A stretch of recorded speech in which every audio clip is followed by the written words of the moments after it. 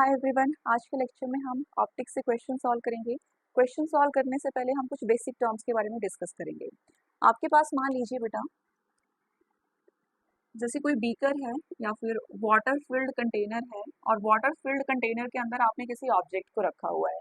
ठीक है, तो आपने रियल लाइफ में ये एक्सपीरियंस किया होगा कि जो ऑब्जेक्ट होता है वो अपनी पोजीशन से थोड़ा सा शिफ्टेड अपीयर होता है।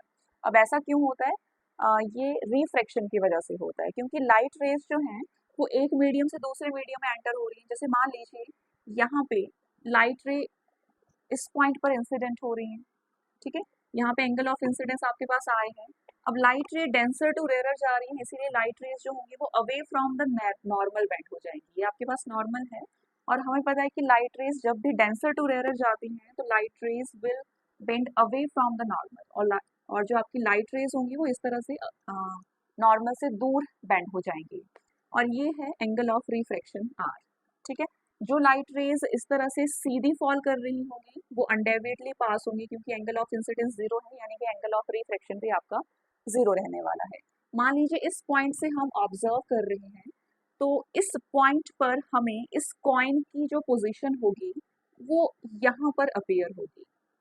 ठीक है, हमें पता है कि जो रिफ्रैक्टेड रेज होती हैं या फिर रिफ्लेक्टेड रेज होती हैं, रिफ्रैक्टेड रेज या फिर रिफ्लेक्टेड रेज जहाँ पर मीट करती हैं वहाँ पे इमेज का फॉर्मेशन होता है। ठीक है, और जहाँ पे इंसिडेंट रेज मीट करती हैं वहाँ पे ऑब्जेक्ट का फॉर्मेशन होता है, यानी कि ऑब्जर्वर को इस कॉइन की पोजीशन इस पॉइंट पर अपीयर होगी।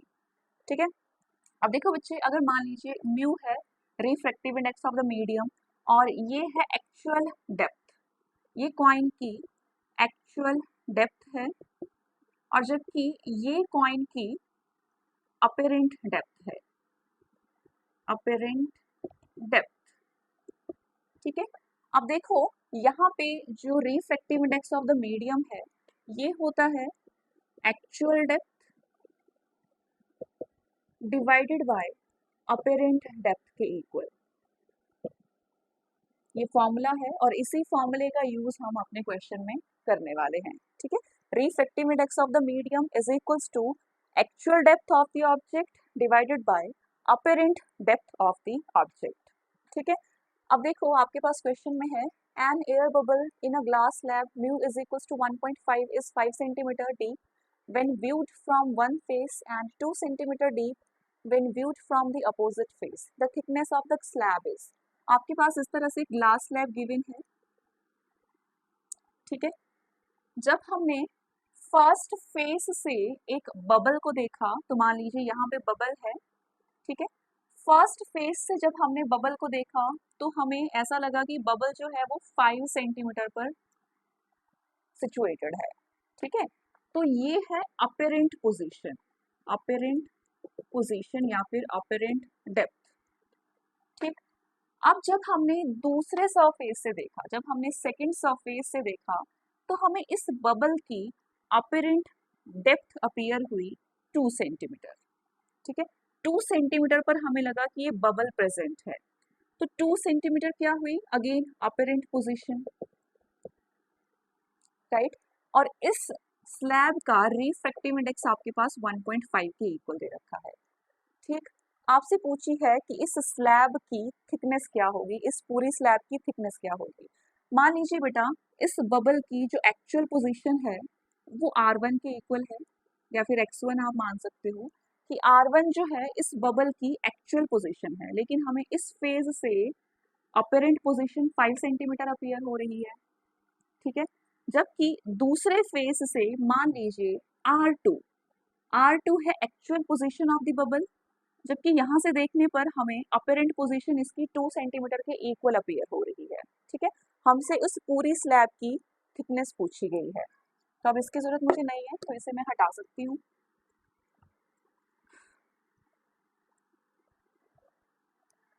अब देखो बच्चे, जब मैंने फर्स्ट फेज से ऑब्जर्व किया तो यहाँ से लिख सकती हूँ मैं mu refractive index of the first medium is equals to actual depth is R1 divided by apparent depth, and apparent depth is 5 centimetre, and mu आपके पास है 1.5 के इक्वल।